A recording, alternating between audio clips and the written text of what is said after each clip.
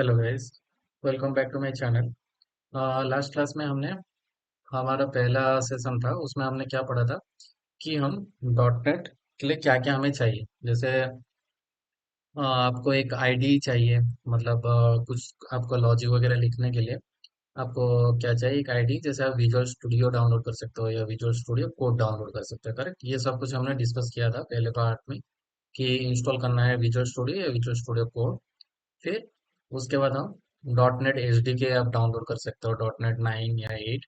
वो आप कहाँ पे, माइक्रोसॉफ्ट के साइट पे जाके या तो डायरेक्ट गूगल पे लिखो डॉट नेट 9 या 10 का एक एच डी का मतलब, सॉफ्टवेयर डेवलपमेंट किट को चाहिए।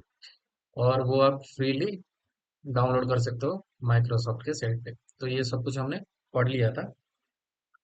आज हम क्या देखते हैं, एक बार आपका बस इतना ही चाहिए आपको, विजुअल स्टूडियो कोड या विजुअल स्टूडियो आप प्रीफर करो, अभी विजुअल स्टूडियो कोड मत प्रीफर करो। ठीक है। विजुअल स्टूडियो अगर आप इंस्टॉल कर लिए हो, उसके बाद आपका यहाँ पे देखो, जैसे मैंने इतने सारे प्रोजेक्ट्स पे मैंने काम किया है, तो ये सारे मेरे रिसेंट प्रोजेक्ट्स में यहाँ पे दिखा रहे हैं। तो आपको कोई भी प्रोजेक्ट स्टार्ट करना है तो सबसे पहले आप यहाँ पे क्रिएट ए न्यू प्रोजेक्ट पे जाओगे। ठीक है। तो क्रिएट ए न्यू प्रोजेक्ट पे जब जाते हो, इस पे आपको डिफरेंट टाइप्स ऑफ प्रोजेक्ट्स दिखाता है, आपको किस किस मतलब डॉट नेट पे आप क्या क्या प्रोजेक्ट्स बना सकते हो। Visual studio is not only for dot net, आप इसको इसमें आप बहुत कुछ बना सकते हो, लाइक पाइथन एप्लीकेशन बना सकते हो, एंगुलर एप्लीकेशन बना सकते हो। ठीक है। ये different different type of application आप बना सकते हो, बट डॉट नेट का मोस्टली मैंने बना रखा है, तो यहाँ पे ये सारे सजेशन जो रिसेंटली मैंने यूज किया है वो सब आ रहा है। ठीक है। तो हम इसमें देखो, जैसे मैंने dot net core web API और एमवीसी पर, एसपी डॉट नेट और एमवीसी, ये सारे डॉट नेट कोर के हैं। इससे पहले जब डॉट नेट स्टार्टिंग पे आया था, देखो ये डॉट नेट फ्रेमवर्क जो कि क्लासिकल डॉट नेट है। ठीक है। ये classical dot net and dot net framework के बीच में मैंने आपको डिफरेंस भी बताया था फर्स्ट इंस्टॉलेशन वाले क्लास पे, कि क्या था कि डॉट नेट हमारा प्लेटफॉर्म इंडिपेंडेंट था, मतलब प्लेटफॉर्म डिपेंडेंट था तब, कि only supported for Windows application, correct, मतलब विंडोज ओएस।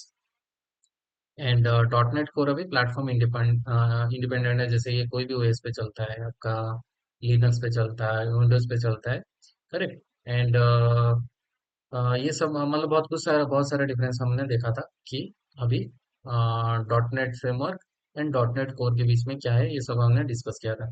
तो इसके थ्रू आप कोई भी प्रोजेक्ट जो चूज कर लो, तो हम मोस्टली कंसोल वाले प्रोजेक्ट पे स्टार्ट करेंगे। तो ये आप यहाँ पे कंसोल सर्च करोगे तो आपको दिखाएगा। ठीक है। ये आपका कंसोल वाला एप्लीकेशन है। तो ये आप सिलेक्ट करके नेक्स्ट करके आप प्रोजेक्ट बना सकते हो। तो ये सब हम नेक्स्ट क्लास में देखेंगे, कैसे धीरे धीरे वन बाय वन टॉपिक जब पढ़ेंगे। तो बेसिकली आपको थोड़ा ओवरव्यू दे रहा हूँ कि आप विजुअल स्टूडियो कैसे यूज करोगे।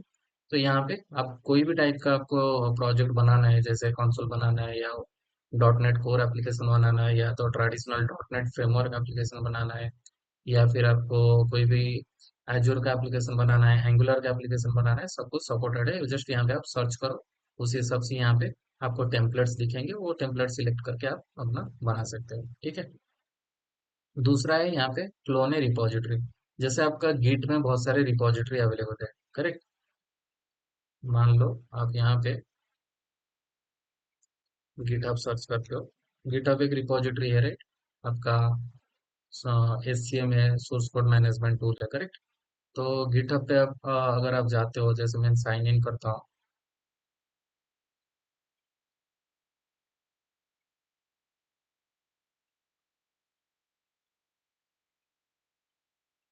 सो ये मेरा गिटहब का रिपोजिटरी है। ठीक है। तो इतने सारे मेरे गिटहब में इतने सारे प्रोजेक्ट्स पड़े हुए हैं।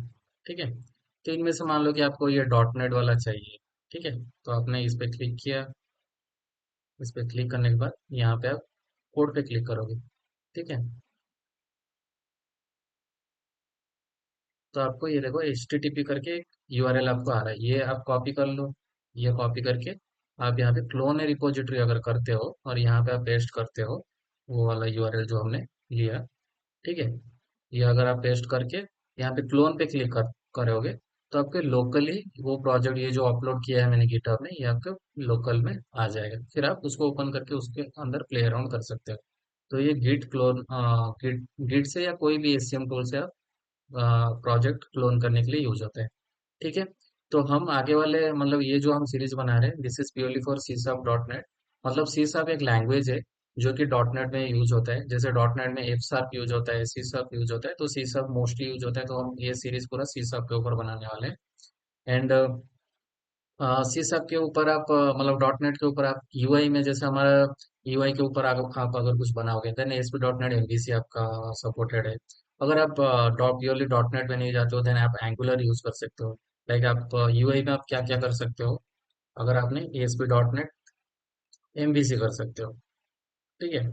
MVC, this is a model view controller design pattern. तो ये इसके थ्रू आप यूआई मतलब व्यू वगैरह सपोर्ट करते हैं, इसके थ्रू आप यूआई के कोड लिख सकते हो। तो ये सी शार्प में ही आपका रहेगा। ठीक है। और क्या क्या सपोर्टेड है, जैसे आप डॉट नेट में एसपी डॉट नेट बैकएंड अगर हो गया है, SP dot net core web API हो जाएगा।